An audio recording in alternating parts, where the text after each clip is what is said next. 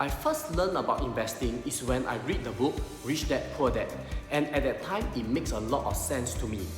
The book advocates strongly on using other people's money and other people's time as a form of leverage to make your money work for you.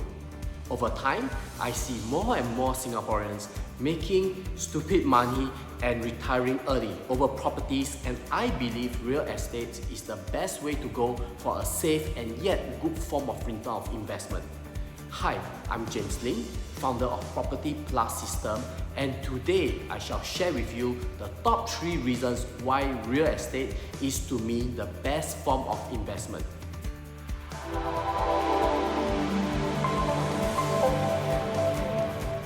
So why real estate? Why do I always advocate real estate as my investment point of choice? Well, billionaire Andrew Carnegie says 90% of millionaires around the world got their wealth by investing in real estate. So let me explain to you the top 3 reasons why I feel real estate is the best form of investment. Number 1, let's look at this diagram. Okay, this is what I call the wealth triangle. And this is the way that we can build wealth. First of all, at the top of the triangle, you can see that we have something called the high income scale, where you can do coding, web design, or a profession such as a doctor or a lawyer, where you can earn your income. Okay. On the other side, you have your scalable business, where you can do something like e-commerce or traffic-driven business, or anything that is related to online business, where you can generate revenue. And lastly, we talk about the high return investments, where there are things like stocks, bonds, mutual funds, and also real estate, okay, to get a passive income. And every time I look at this triangle, I will always ask myself, what is scalable, what you can leverage on, and what is the risk of these 3. And I found out that actually in high return investments, the best is that has the best form of leverage is actually high return investments. Now, what are the reasons, the main reasons why I would advocate real estate as a form of investments? Okay, so number 1 is easy and predictable. Number 2, your ability to leverage, which is the most important, using other people's money and time. And of course, third of all is it is relatively safe, and I shall prove it to you why.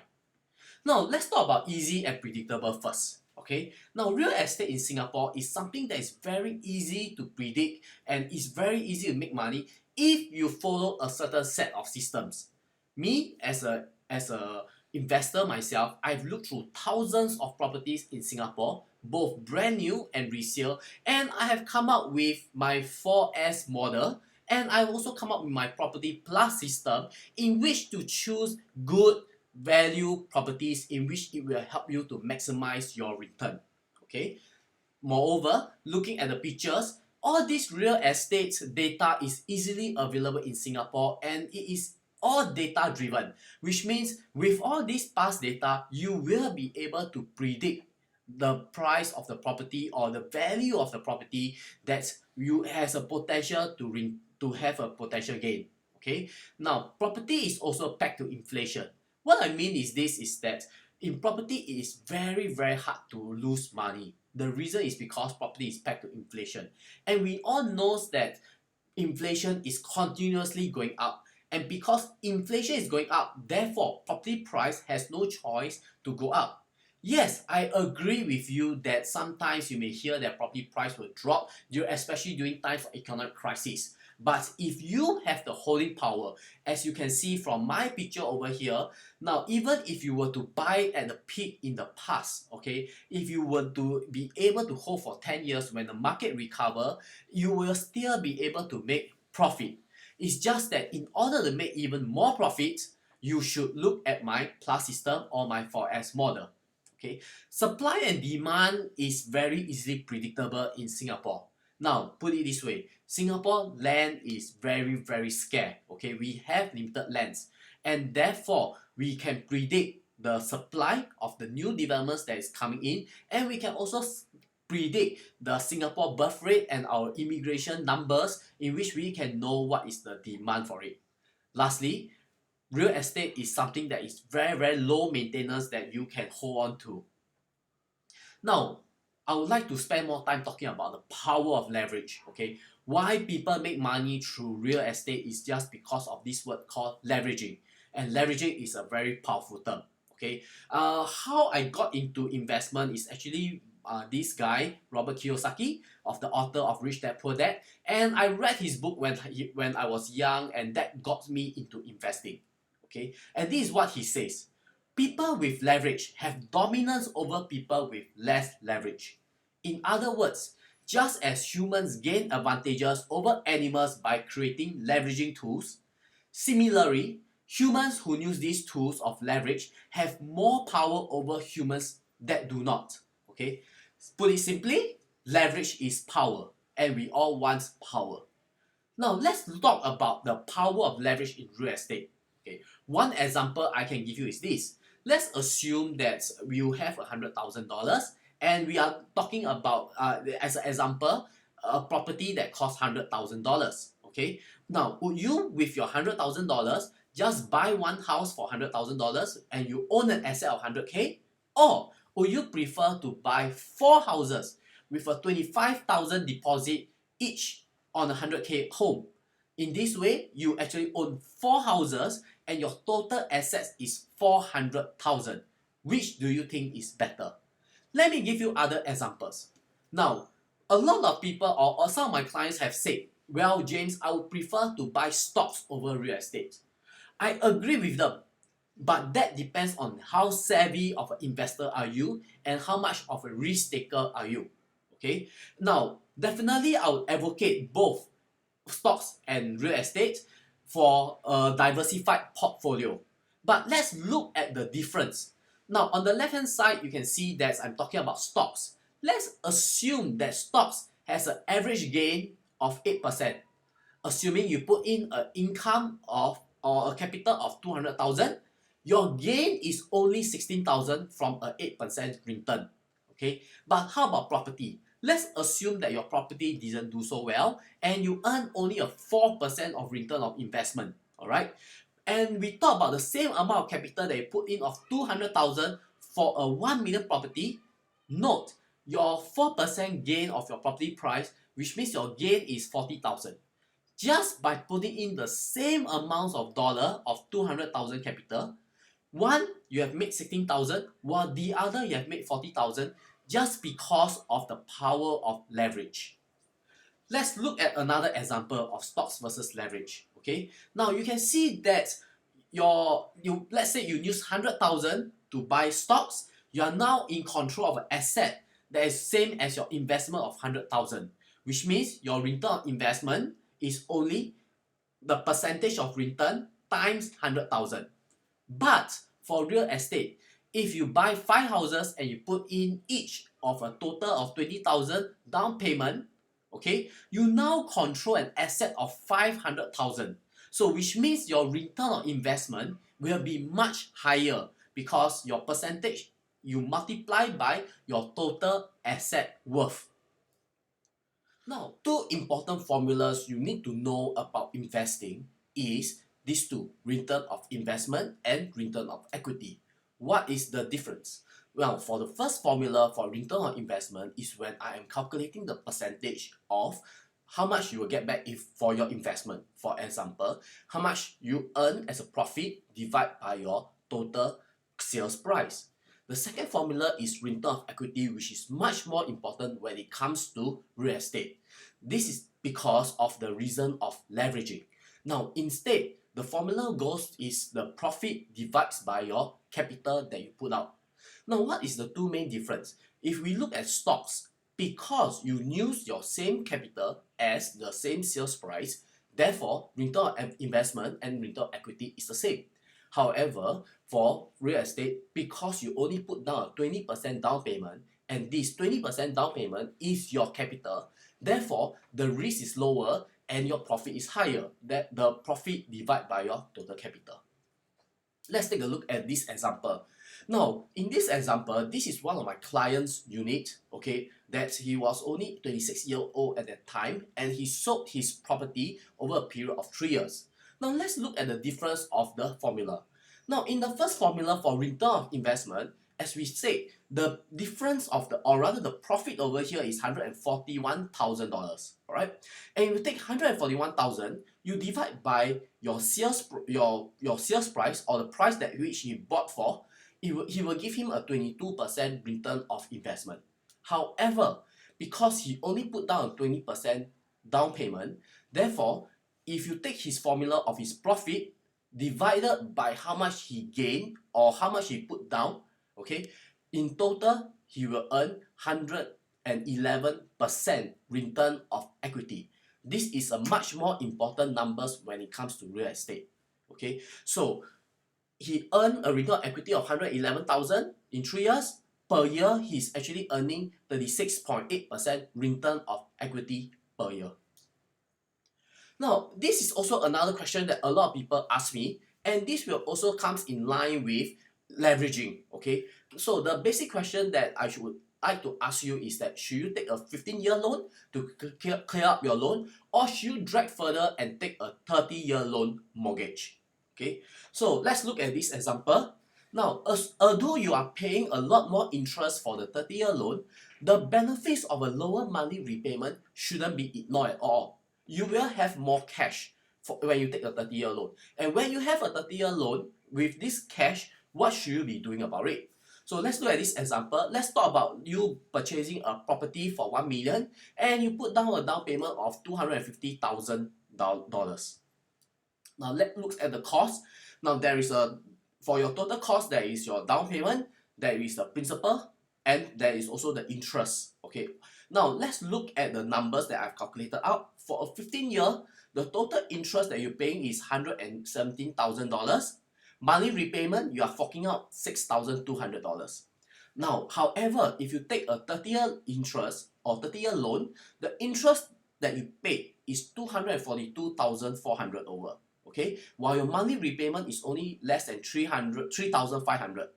So this is the difference in which I would like to talk about. The difference in your monthly repayment is $2,750, while the interest that you are paying in difference is $125,000.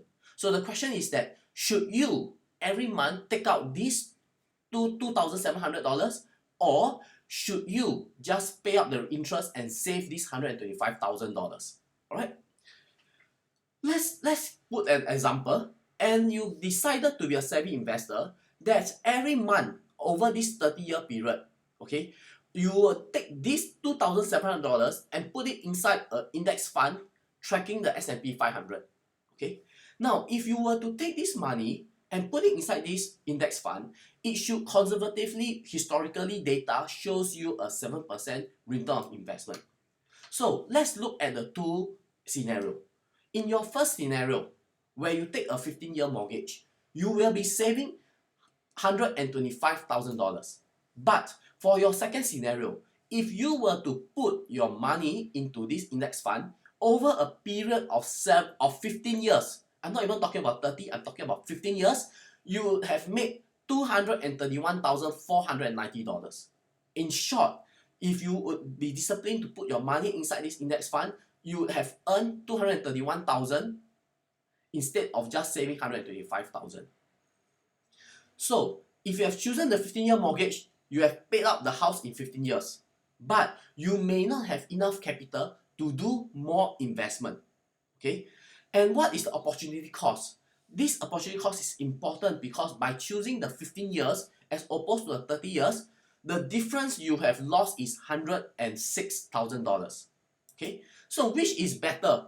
No, there's no right or wrong answer. Okay, so mathematically, it only makes sense to get a 30-year mortgage if and only if you are financially disciplined enough to invest in the difference of the money that you're receiving. Take note, now in 2021, the interest rate is 1.1%. On average, it is 1.5%. Let's take it as a market high. Market high will reach a 2%. Even if you were to take your money and put inside CPF, which is giving you a 2.6% return, you are still earning the 0.6 return more than what you are saving in your 15 years mortgage. So if you are not financially disciplined enough, a 15-year mortgage will force you to save the amount of money, and therefore it is a better option. But if you are very financially disciplined, I would advise you to take a 30-year mortgage, as any money you just put inside a fixed deposit or in an index fund, definitely you will earn more than what you are than a shorter mortgage. The third thing that I like to talk about is property as a safe haven. Okay, and I shall put in the worst case scenario for you. Alright, so let's look at this worst case scenario example. So I just give an example over here that actually works out for my client. Now, this purchase price, he bought it for $700,000 as an investment property, 1 bedroom. Okay, and at that time he bought it during a market high. He did not want to he was actually not listening to my advice and still prefer to buy this property because he also thinking of own stay and he need to buy it fast. So he put down a down payment of 25%, which is 175,000, stamp duty 15,600. Therefore, his total investment or his total capital outlay first is 196,600. So this is the first number to look at. Okay, so continuously, based on his loan of taking of 525,000, I take a high, market high of 2% over a period of 30 years. His cash flow progressive installment outlay is 20,250.